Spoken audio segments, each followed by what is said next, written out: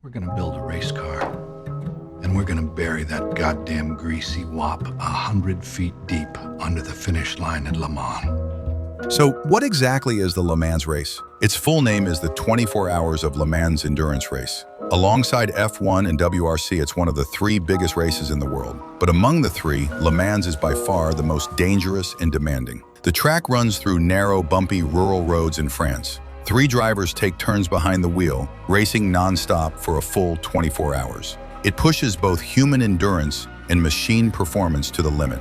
Ford wanted to build a Le Mans car in just 90 days. This is an almost impossible task, but when the boss gives the order, no one dares to say no. So the project manager turned to the best designer in the country, Carroll Shelby.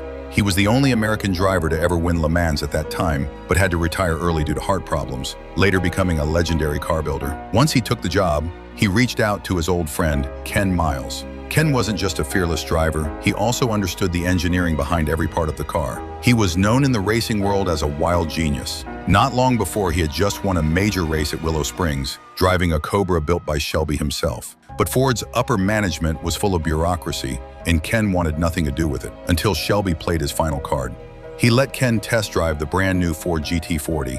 After just a few laps, Ken trashed the car with his words, but his body said otherwise. He couldn't stop himself from getting back in for more. No real racer can walk away from a car with that much potential. Working together, the two began perfecting the GT40. They reworked the aerodynamics, refined the entire mechanical structure, and dropped in a specially built 7-liter all-aluminum V8 engine.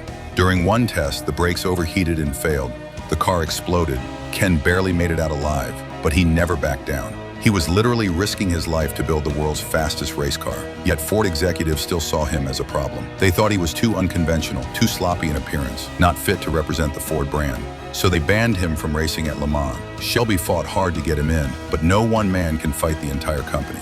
As expected, that year's Le Mans, even with $9 million spent on the GT40, Ford still lost to Ferrari.